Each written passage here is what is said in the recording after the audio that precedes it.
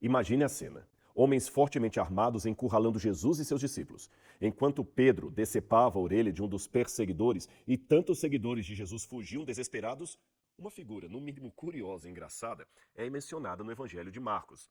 A Bíblia diz que um jovem que vestia apenas um lençol de linho fugiu deixando as vestes para trás, enquanto os soldados tentavam inutilmente prendê-lo. Afinal, quem era esse jovem? E por qual motivo essa história tão pitoresca está registrada apenas em Marcos e não nos demais evangelhos? Se você ainda não tinha reparado, cada um dos 4 evangelhos possui a sua própria particularidade. E eu ensino mais sobre isso no módulo sobre os evangelhos sinóticos dentro da plataforma A Bíblia Comentada. E se você quer entender melhor o Novo Testamento como nunca antes, eu sugiro que você se inscreva o mais rápido possível. Sabe por quê? Nós estamos lançando uma nova aula exclusiva para todos os nossos alunos, isso todas as semanas, uma vez por semana. Então abaixo você encontra o link do nosso site. É só clicar e saber mais informações. Eu aguardo você. Então, quando o Davi estava já velho, ele tinha um filho chamado Adonias. Esse filho chamado Adonias, ele se proclamou rei. Então, imagina, o filho de Davi chegou ele do nada e falou, eu sou rei. Eu sou rei. E faz sentido, eu sou filho, né, do rei, o rei tá doente, tá no final da vida. Na verdade, ele né? estava na linha sucessória. Mais velho. Sucessora, corrigindo o português. Ele estava na linha sucessória. Exato. Ou seja, tinha uma credibilidade. Tinha uma credibilidade. Fazia sentido pela ordem, né? Sabe aquela questão que não é moral, mas é legal? Exato. Só que aí o que aconteceu? O profeta Natan e Batseba, né, era, no caso, a mulher de Davi, tá? Eles lembraram a Davi que ele tinha prometido que Salomão seria o herdeiro do trono. Então, pô, imagina só, né, o seu Por que ele filho... tinha prometido mesmo? Cara, Salomão acho que tinha reconhecido, aliás, Davi tinha reconhecido em Salomão algumas características, né? Deus indicou, olha, é esse aqui que é o filho que eu quero que você coloque. Salomão já entendeu isso. Deus tinha um projeto através de Salomão. Por quê? Porque Adonias já mostrava algumas fraquezas de caráter, todo mundo tinha problema, como a gente vai ver que Salomão também teve. Mas existem certos... Como é que eu vou explicar isso aqui? Eu vou diferenciar a fraqueza de personalidade da fraqueza de caráter. A fraqueza de personalidade é aquela pisada na bola que você dá. E que pode, às vezes, ser uma pisada feia, que pode trazer muitos estragos. Vamos falar do mundo corporativo. Uma coisa é você ter um empresário que ele deu uma pisada na bola, foi uma bobagem. Às vezes ele foi crédulo demais, confiou num sócio que não devia. Não entregou o resultado do entregou o resultado do semestre, ferrou a vida dele, ele acabou falindo, ferrou a vida de muita gente. Ele teve um desvio de personalidade. Ele foi fraco, foi bobo. Outra coisa é o sujeito que está roubando.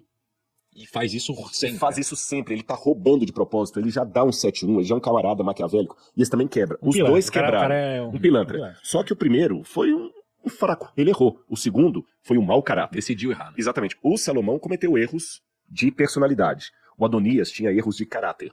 Embora no frigir dos ovos a gente acabe colocando tudo no mesmo saco, porque os dois erraram, mas Deus conhece quando a pessoa está errando, porque ele foi fraco, porque ele foi humano, ou quando ele foi um mau caráter. Entendi. É bom destacar isso aqui. Diferente. E aí, Salomão seria o herdeiro do trono, né, de fato. Zadok, que era o sacerdote, e Natan, que era o profeta, ou seja, eles quase que faziam parte do time do pai, digamos assim. Eles vinham dessa linhagem anterior, e eles que tinham essa autoridade, eles ungiram Salomão, e ele foi proclamado rei. E aí mais tarde a gente vai falar da perseguição e do conflito de Adonias e Salomão, que aliás foi uma das minhas grandes reflexões quando eu li a história de Salomão pela primeira vez, porque fala-se muito sobre, bom, para começar, o que significa Salomão, né? Paz. Paz, Aquele shalom, que né? traz a paz, o pacífico. E aí, olha só, quando você pega o reinado de Salomão, que foi o reinado mais pacífico da Bíblia, e aquele grande exemplo, eu vi que no começo da história dele, ele matou todo mundo. Ou seja, você vê que a própria paz, ela premedita de algum grande esforço ou sacrifício, né? Que haja Ela é paz, conquistada. né? Tipo... A paz não é você não ter nenhum conflito, assim, né? Acho que exige que você, de fato, tire tudo que é podre de alguma forma, para que não tenha esse tipo de conflito, Aliás, né? permita-me até fazer uma correção aqui. Eu também falei paz, né? A palavra shalom em hebraico, ela é mais do que paz. Traduzir shalom por paz é uma tradução assim...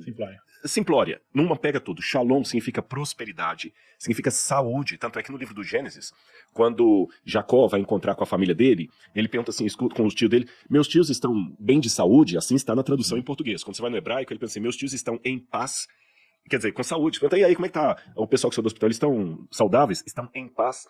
Então, em shalom, melhor dizendo. Então, shalom é mais do que paz. Shalom é organização. Até peço licença aqui para citar um amigo aqui, o Paulo Vieira, que ele fez uma vez uma tradução de Shalom, sem conhecer hebraico nem nada, mas falei assim, Paulo, foi a melhor tradução que eu já vi. Ele falou assim, Shalom é a desautorização do caos. A desautorização do caos. E tá bem. Então, quando você organiza uma casa... Já viu pessoas que têm problemas de autodestruição e começam a quebrar tudo em casa? Então é um exercício psicológico. Eu não vou quebrar nada. Vai estar tudo sendo na minha empresa. Eu não vou deixar para fazer amanhã o racho da parede. Isso é shalom. Eu vou organizar a empresa. Porque tá uma bagunça esse setor aqui. Eu vou organizar. Isso é shalom. Eu vou ter que demitir uma parte dos funcionários. Eu vou ter que tirar a banda podre. Isso é shalom. Então, por isso que eu falo, traduzir shalom apenas como paz é reduzir a palavra, tirando dela algumas características importantes que ela possui. Por isso que o reinado de Salomão, de Shlomo, que fala em hebraico é Shlomo, que vem de Shalom, Shlomo, Shalom, é muito mais do que a ausência de conflitos. Pelo contrário, foi proclamar algumas guerras para estabelecer a organização. E às vezes você sabe disso, numa empresa, você quer organizar, você tem que comprar algumas brigas. Paz também é comprar brigas. Sim, exato. Você tá falando sobre o significado de shalom, eu tenho um amigo que chama André Vitor, que ele define de uma forma que eu achei muito interessante também shalom, que é nada quebrado, nada faltando, Nada fora do lugar. e nada fora do lugar. Eu achei muito conheço essa vida. Não é? Nada quebrado, nada faltando, nada fora do nada lugar. fora do lugar. Exatamente. Assim, é muito interessante. Então pensa assim, ó, esse foi Salomão, essa é a definição do nome dele. É o cara da paz, do nada quebrado, nada faltando, nada fora do lugar. Só que quando eu vi como a história dele, cara, foi um caos instaurado. Ele chegou, você tá contra, morre. Você tá contra, morre. Chegou pro outro lá e falou, você tá contra? Ó, se você levantar a espada, eu não vou perdoar, não. Então ele chegou botando ordem na bagaça. Aí depois teve paz. Eu falei, foi assim que ele conquistou a paz. Então você percebe que a paz é conquistada. Como Ficou parecendo, Rodrigo né? falou. Se você não sabe disso, ficou parecendo que ele era um cara legal. Ah, pô, é um cara legal, bacana. então acho que Good não vibes. tinha Que a gente treta. tem aquela ideia do monge tibetano lá em cima do Himalaia, lá. Não. Às vezes o negócio é meio... E detalhe, né? Ele não matou qualquer um, ele matou irmãos, cara. Ah, Mas foi? Ele matou irmãos, matou? Foi aquilo. Cara. Ele deve ter falado assim, cara, eu vou adiantar esse job aí.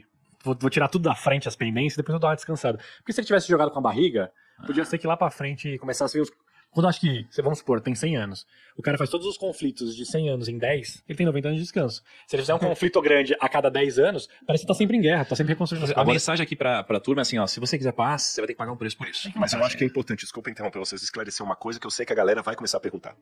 Se a gente for daqui pra adiante sem colocar isso aqui, então, um político, por exemplo, que sai matando adversários, ele tá certo, à luz da Bíblia, eu acho que é bom a gente trazer isso, porque pode dar essa não de uma forma impressão literal, né? literal. Era literal Salomão? Então, aí alguém, eu tô fazendo o papel de algum Sim. dos nossos ouvintes aí, que talvez não acredite em Bíblia, como você antes, fala assim, peraí, que é a pergunta que eu, Rodrigo, faria.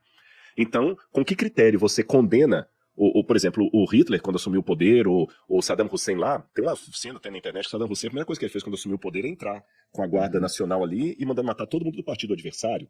Um cara que manda um matador de aluguel. Então, é isso aí. Calma, nós temos que entender dois elementos aqui. Letra A, o contexto no qual Salomão viveu, onde certas coisas faziam parte da cultura da época.